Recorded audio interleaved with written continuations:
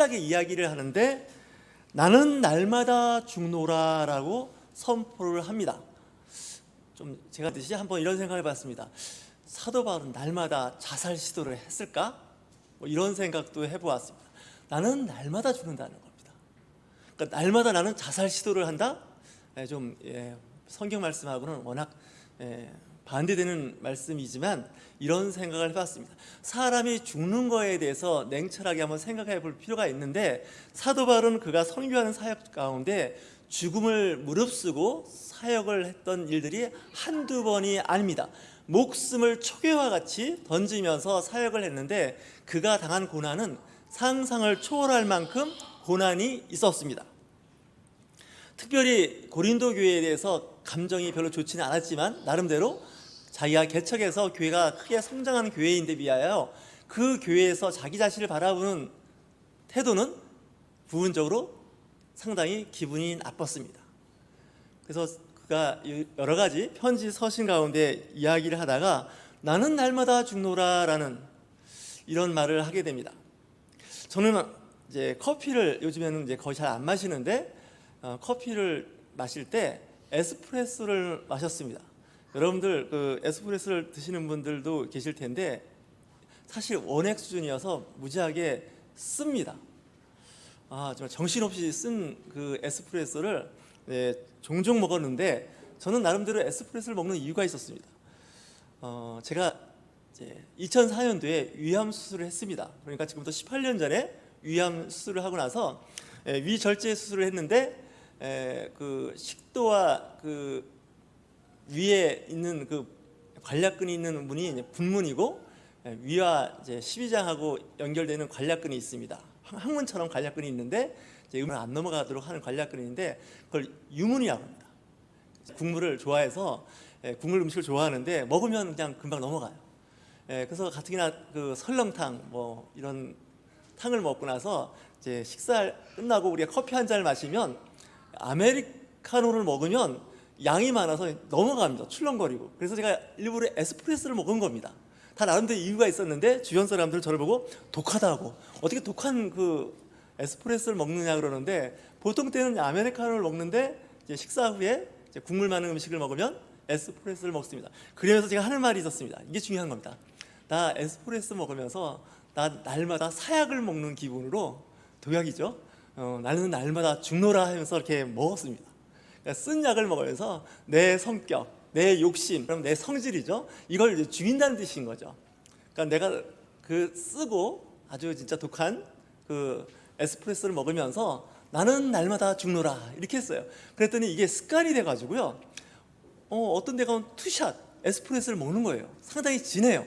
근데 이제 이걸 하나님의 은혜라고 해야 되겠습니까? 별 지장 없이 잘 먹고 잘 살았습니다. 제가 암 수술하기 전에는요 커피를 못 마셨습니다. 궤양이 있어가지고 그 위 궤양에 그 커피가 닿으면 속이 시리고 아팠습니다.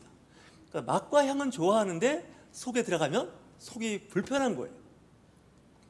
근데 수술 끝나고 나니까 이제 그런 궤양이 있던 부분이 다 잘려 나가니까 잘 먹게 되는 거죠. 그래서 날마다 죽노라 하면서 에스프레소를 이제 먹었는데, 어쨌든 우리 그리스도인들이 생활하면서 나는 아침에 눈을 뜨면 나는 오늘도 죽었노라. 그러니까 내 감정, 내 생각이 없는 겁니다. 근데 이 사역을 감당을 하려면요, 나는 날마다 죽노라는 말이 사실 피부로 와 닿습니다. 이 목회를 오래 하신 분들을 이렇게 눈여겨보면 의외로 마음에 상처가 많고 또 육신의 질병도 많습니다. 왜냐하면 이 목회라는 일 자체가요 감정 노동을 하게 돼 있습니다. 뭐 은행이나 뭐 비행기 승무원 이런 분들이 대부분 감정 노동에 시달린다는 이야기는 많이 들었을 겁니다. 성격 같아서는 그냥 확 뒤집어 엎고 막 하고 싶은 말 막 하고 싶은데 그 일 자체가 서비스 업종에 있다 보니까 참는 겁니다. 그렇지 않겠습니까? 그분들이 원래 친절하고 잘 참고 싶어서 그 어려운 응대를 다 하는 게 아닙니다. 그 일 자체가 그렇게 하는 일이기 때문에 그렇게 하는데 이제 감정이 많이 상하죠. 코미디 관련된 개그맨들이 집에 오면 가족들 앞에서 웃기는 말을 하지 않는다는 겁니다. 이미 낮에 감정 노동을 다 해버렸기 때문에 집에 와서는 어려운 거죠. 그래서 항상 밝게 웃는 얼굴 표정을 짓는 그런 감정 노동을 하는 사람들은 집에 오면요, 얼굴에 근육이 아프다 그래요. 경련이 일어날 정도로. 그러니까 그 웃음이란 것이 사실 기쁨과 즐거움으로 서비스하는 게 아니라 업무적인 서비스인 겁니다. 사도 바울도 아마 그러지 않았을까 하는 생각이 들어요. 성격이 좀 특이한 사람입니다. 독특한 사람입니다. 그러다 보니까 좌충우돌 할 때가 많습니다. 그의 서신이나 그의 행적을 기록한 사도행전을 봐도 사도 바울은 가는 곳마다 폭동이 일어나고요, 돌이 날라오고 막 그런 사역을 했던 사람입니다. 사역도 사람들마다 다 다릅니다. 어떤 분은 얌전하게 조용히 잘하는 분도 계신가 하면 가는 곳마다 그냥 평지풍판을 일으켜가지고 그냥 시끌시끌하게 하는 분들도 있습니다. 다 하나님께서 주신 그 달란트고 성품이라는 생각이 드는데, 사도 바울은 그럼에도 불구하고 그가 나는 날마다 죽노라 라는 말을 하게 됩니다. 자, 오늘 말씀 고린도전서의 서신과 함께 또한 갈라디아서를 오늘 합독했습니다. 이 갈라디아 교회도 사실 고린도 교회만큼이나 사도 바울이 볼 때는 좀 교회다운 교회로서의 면모를 보이지는 못했던 것 같습니다. 이 갈라디아에서 들려오는 소문에 의하니까 이 갈라디아 교회가 이상해진 겁니다. 이상한 사람들이 와서 이야기를 하는데 보니까 유대인 정통파들이 와서 이 갈라디아 교회 성도들을 마음을 흐트러 놓은 거예요. 예를 들면 그겁니다. 예수 그리스도를 믿는 거 좋고 신앙생활하는 건 좋은데 너네들 할례 받았니? 이렇게 물어보는 거예요. 그러니까 갈라디아 사람들이, 이방 사람들이죠, 할례? 그게 뭐 하는 건데? 아, 그거 하나님의 자손이라는 것을 증명하는 것 중에 하나가 할례야. 그러니까 할례를 받는 게 어때? 할례 받아야 돼. 이렇게 이야기를 하니까 이 갈라디아 사람들이 갑자기 혼란스러운 거예요. 오직 믿음으로 구원에 이른다고 사도 바울 선생님이 분명히 가르치고 떠나갔는데 유대인들이 와가지고 이 할례를 전하고 또 먹는 것도 이야기하는 거예요. 이런 거는 먹으면 안 돼. 예를 들면 우리 같으면 그렇죠. 추어탕 먹으면 안 돼, 이렇게 된 거예요. 왜냐면 이 추어탕의 미꾸라지는 비닐이 있을까요? 비닐이 없을까요?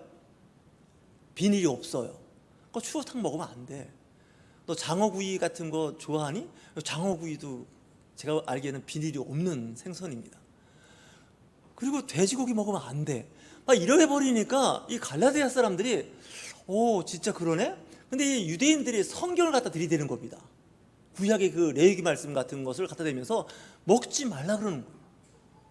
아마 제가 잘은 모르겠지만 유대인들은 새우나 꽃게도 안 먹을 것 같은 생각이 들어요. 왜냐하면 새우나 꽃게도 비닐이 없는 물고기입니다. 그 사람들은 지금도 그 성경을 문자대로 받아들이고 있기 때문에 그 문자대로 생활에 적용하다 보니까 예수 그리스도의 복음이 흔들리기 시작하는 거죠. 사도 바울이 이야기합니다. 우리가 오직 은혜로 믿음에 이르게 되는 건데, 또한 믿음으로 인해서 은혜에 이르게 되는 건데, 왜 율법적인 것을 교회에서 이야기해서 사람을 힘들게 해, 이렇게 이야기가 된 겁니다. 그래서 이 갈라디아에 쓴 편지는 사도 바울의 아주 흥분된, 소위 말하는 우리 같으면 열받아서 쓴 편지가 이 갈라디아서입니다. 갈라디아에서 이렇게 이야기를 하는 거죠. 오늘 내가 그리스도와 함께 십자가에 못 박혔나니 그런즉 이제는 내가 사는 것이 아니요 오직 내 안에 그리스도께서 사는 것이라. 이제 내가 육체 가운데 사는 것은 나를 사랑하사 나를 위하여 자기 자신을 버리신 하나님의 아들을 믿는 믿음 안에서 사는 것이라.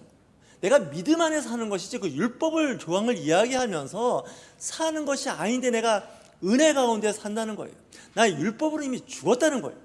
근데 죄송합니다 표현이, 그 구닥다리 율법을 캐내가지고 그걸 갖고서 자꾸 성도들에게 쿡 찔러가면서 이것 지켜야 돼, 이 정도 신앙생활 했으면 이거나 해야 되는 거야, 이렇게 하다 보니까 신앙 그 믿음의 본질이 흔들리기 시작하는데, 성도들이 시험 들고 믿음이 약한 사람들이 신앙 공동체에서 떨어져 나가기 시작하는 거예요. 이걸 현대말로 하면요, 현대 교회도 만만치가 않아요.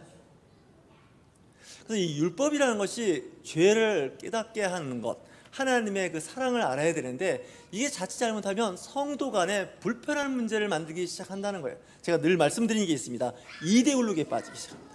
그래서 교회가 이념화되기 시작합니다. 그 이념의 배경은 항상 율법이 자리 잡고 있었기 때문에 그렇습니다.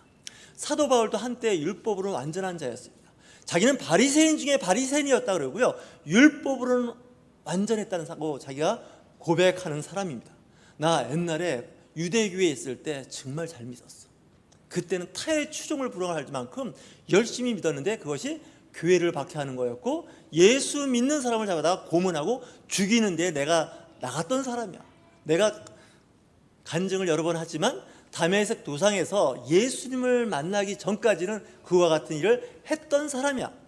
그런데 하나님의 그 전적인 은혜입니다. 강제적으로 만난 겁니다. 사도 바울은요, 예수님을 알기 원했던 사람이 아닙니다. 기도한 사람은 더욱 아닙니다. 그런데 길에서 예수님을 강제적으로 만나는 거예요. 거기서 그가 회심하기 시작해요. 이 사도 바울은 사람은요, 말로 통할 사람이 아니에요. 성경 말씀을 들여다 깨어질 사람이 아니에요. 이 양반은 제가 보기에는 체험적인 신앙이 있어야 돼요. 우리 기독교도 마찬가지예요. 체험적인 신앙이 없이는요, 기독교 신앙의 깊이에 들어가지 못할 때가 있어요. 말씀을 암송합니다. 말씀을 생활 속에 적용하려고 노력합니다. 중요합니다. 좋습니다. 근데 문제는 어려운 거예요. 오늘도 제 아내랑 차 안에서 오면서 이야기했습니다. 내가 죽어야 되고 오늘 말씀 가운데 찬양이 있는데 정말 나는 죽고 예수로 살아야 되는데, 그랬더니 제 아내가 당신 설교를 들어보면 꼭 교수가 강의하듯이 설교를 한다는 거예요. 사실 설교하는 사람에게는 욕입니다. 지금 이게 예배에서 말씀은 강의가 아닙니다. 말씀을 선포하고 그 말씀 가운데 성도가 마음의 문을 열고 말씀에 아멘으로 화답을 하는 겁니다. 강의 시간에 아멘 하는 경우는 없습니다. 그렇지 않습니까? 지식을 전달하는 거죠. 그런데 이제 설교는 하나님의 말씀을 선포하는 거죠. 그 선포 가운데 하나님의 성령의 임재가 있어요. 성령의 임재가 없는 예배는요, 허탕입니다. 허당입니다. 오늘 이 말씀의 그 은혜는요, 사도 바울도 자기도 나름대로 엄청 노력했던 사람이에요. 근데 안 되는 거예요. 이 말씀대로 살려고 노력하면 노력할수록 마치 새가 그물에 걸려서 파닥파닥거리면서 더 엉켜버리는 것이 율법입니다. 심지어는 이 갈라디아서를 읽어보면 시몬 베드로를 사도 바울이 혼내키는 말을 합니다. 근데 베드로도 어쩔 수가 없었던 것이 유대인입니다. 유대인이다 보니까 예수 그리스도의 복음을 전파하면서 유대인들과 접할 때는 유대인처럼 처시를 하는데, 사도 바울이 볼 때는 완전히 짜퉁으로 보이는 거예요. 당신도 유대인으로서 유대인의 율법을 지키지도 못하고 그렇게 살지도 못하면서 왜 그 율법에 대해서 이렇게 외식하는 사람으로 사느냐라고 질책을 하게 됩니다. 그러니까 작은 교회 아니면 나중에 후임 늦게 목회된 사람이 선배 목사를 야단치는 거예요. 당신 가짜 아니야? 베드로라고 하는 사람, 당신 말이지 예수 그렇게 믿는 거 아니야? 예수 믿었으면 그 율법으로도 자유함이 있어야 되는데 왜 그 율법에 그렇게 그 유대인들의 눈치를 보고 있는 거야? 이렇게 되는 거예요. 왜 기성교회에 그런 말씀에 눈치를 보고 있는 거야? 예수 그리스도를 만나는 그 순간 내가 자유와 평화가 있어야 됩니다. 평강이 있어야 됩니다. 여러분, 기독교인으로서 그리스도인으로서 신앙생활할 때 참 자유를 누리고 사십니까? 제가 보기에는 아닙니다. 한국교회 성도들의 99%는 아닙니다. 심지어 목회자조차도 말씀 안에서 진정한 자유가 없습니다. 이렇게 설교하는 저 역시 말씀 가운데 진정한 평화와 자유가 없습니다. 왜 그럴까요? 말씀이 내 삶을 짓누를 때가 있어요. 내 삶의 자유를 없이 할 수가 있다는 거예요. 제가 비교적 저희 교회 성도 공동체는 별로 그렇게 세게 밀어붙이지 않는다는 생각을 해요. 왜 그러냐고요? 이게 잘못해서 율법이 돼서 사람의 삶을 힘들게 할 수가 있어요. 때로는 물론 힘들 수 있어요. 힘들어야 할 때가 있어요. 직분자로서 성도로서의 기본적인 의무가 있기 때문에 그래요. 하지만 그 의무나 그런 것이 내 신앙생활에 잘못하면 장애 내지는 좀 좋은 표현은 아니지만 적폐가 될 수도 있다는 거예요. 이걸 사도 바울은 굉장히 신경을 썼던 거예요. 자기도 율법에 관한 율법 교사 수준이에요. 다 알아요. 아마 구약 성경을 다 암송했던 사람일 것 같아요. 그랬는데 본인이 선교지에 가서 선교해보고 그곳에서 복음을 전해 보니까 문제가 많이 발생하기 시작하는 거예요. 이방인들은 유대인들의 그 율법적인 문화를 이해할 수도 없고 하려고 하지도 않아요. 복음, 예수 그리스도의 복음 외에 다른 거 우리 너무 신경 쓰지 말자. 특히 먹는 거, 심지어 제사 음식조차도 너무 신경 쓰지 말자. 묻지 말고 먹어라. 이렇게까지 이야기하는 것은 사도 바울이요, 그가 갖고 있는 모든 제약을 다 내려놓은 거예요. 예수만 믿어. 그 믿음 가운데 살면 되는 거야. 그러는데 그게 사실 유대인들이 볼 때는 불편하기 짝이 없었습니다. 예루살렘의 그 사도들조차도 사도 바울의 이런 편지와 그런 사역에 좀 불편했던 것이 사도행전을 보면 나오게 됩니다. 갈라디아도 마찬가지입니다. 이 갈라디아라는 지역도 북갈라디아와 남갈라디아가 있는데, 갈라디아 교회에 편지를 쓸 때 사도 바울의 마음은 그렇습니다. 제발 그 어디 구석쟁이 있는 율법 끄집어내갖고 그 율법 얘기하지 마. 지금도 그런 얘기하는 사람들이 있습니다. 유월절을 회복해야 된다. 대속죄절을 지켜야 된다. 그리고 하나님의 말씀의 율법에 보니까 안식일은 주일이 아니고 토요일이니까 토요일날 안식일을 지켜야 된다. 이런 부리가 나오기 시작하는데, 성경에 다 있습니다. 있는데 문제는 뭐냐? 그런 말씀과 그런 내용이 하나님 나라를 세우는데 덕이 안 된다는 거예요. 토요일날 하면 어떻고 주일날 하면 어떻고 월요일날 예배하면 어떻습니까? 십자가에 내 몸이 죽은 겁니다. 내가 그리스도와 함께입니다.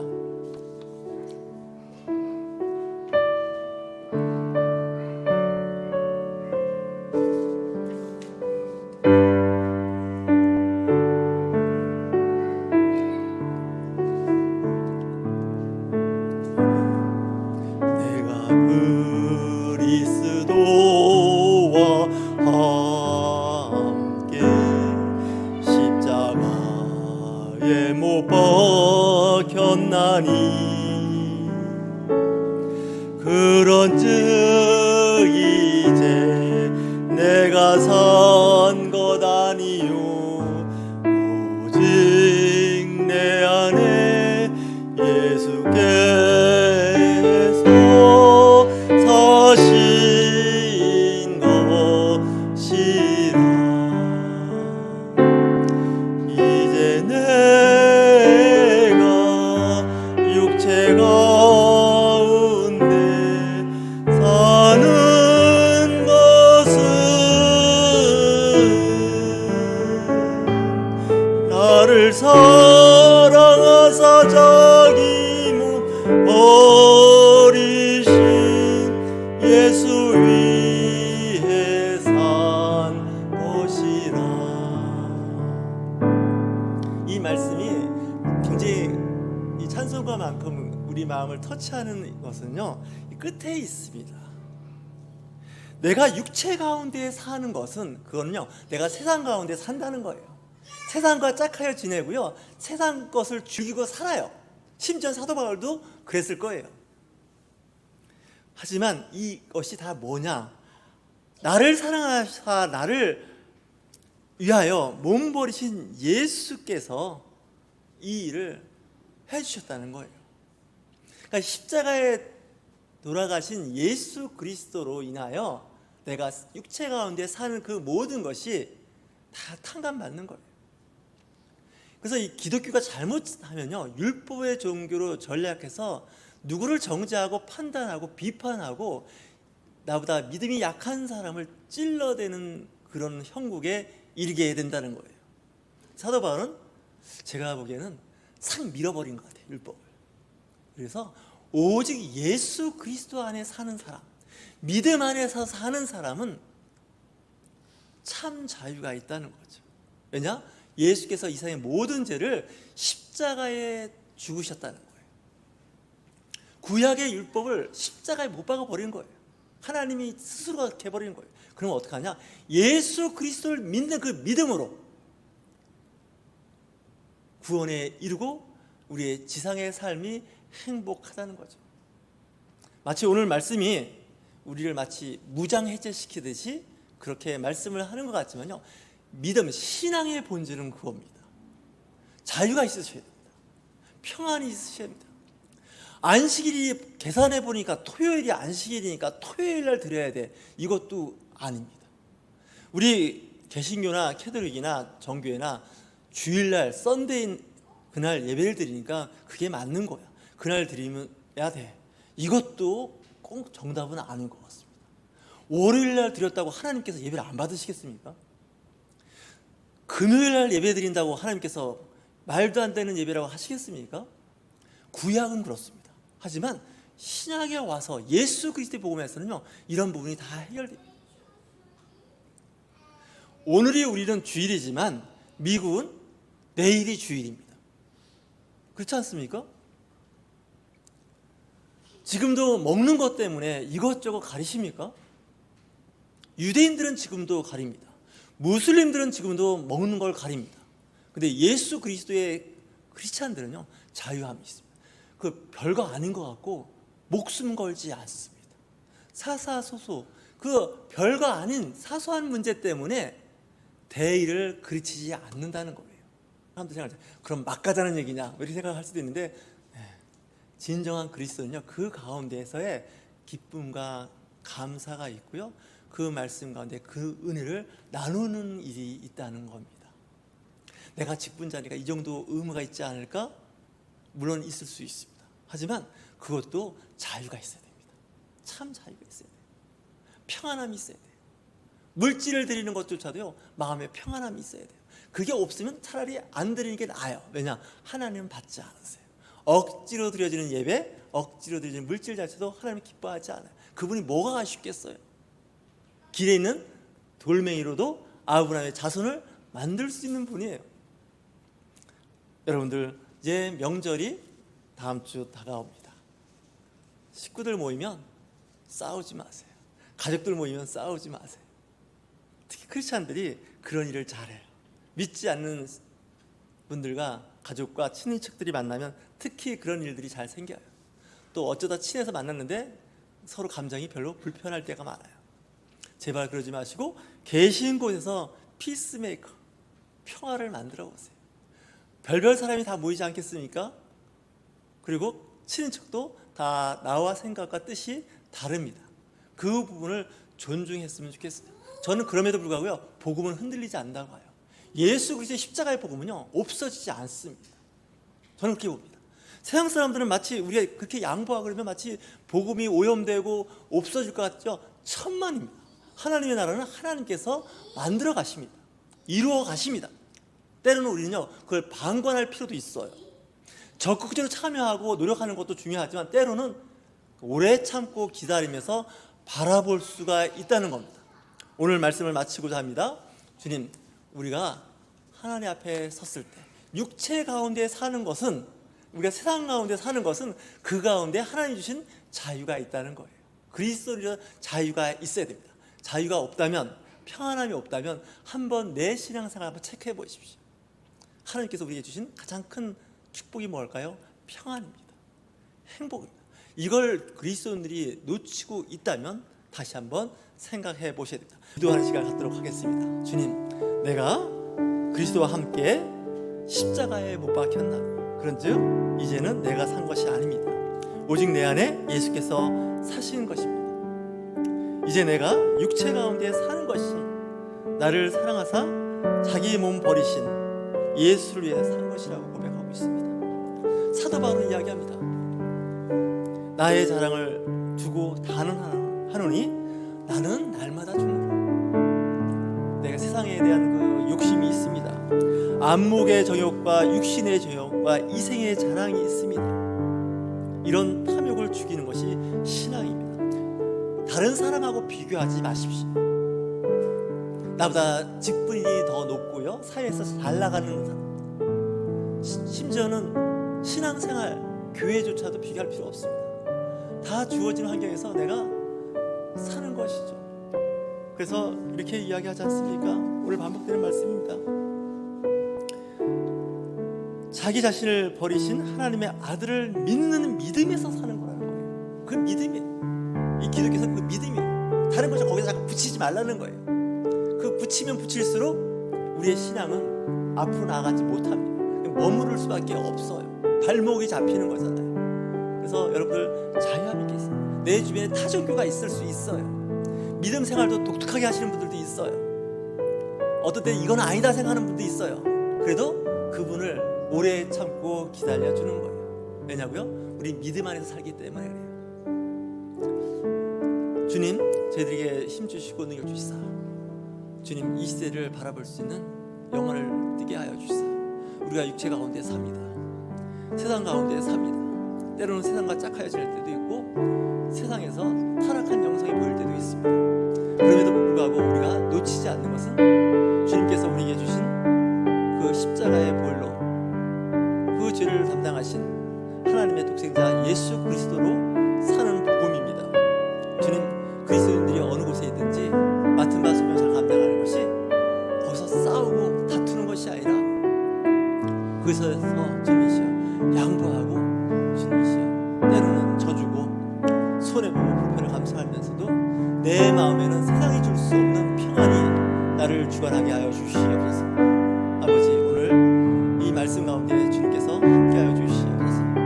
인간인지라 인간 내 냄새가 납니다. 인간적인 모습이 보입니다. 실망스럽습니다. 그러나 그럼에도 불구하고 주님, 우리 안에는 예수 그리스도의 영이 함께 하십니다. 힘 주시고 능력 주시옵소서. 저희들을 선하고 바른 길로 인도하여 주시옵소서. 성령께서 함께하여 주시옵소서. 오늘도 귀한 말씀으로 함께하여 주시니 감사드리옵니다. 예수 그리스도의 이름으로 기도하옵나이다.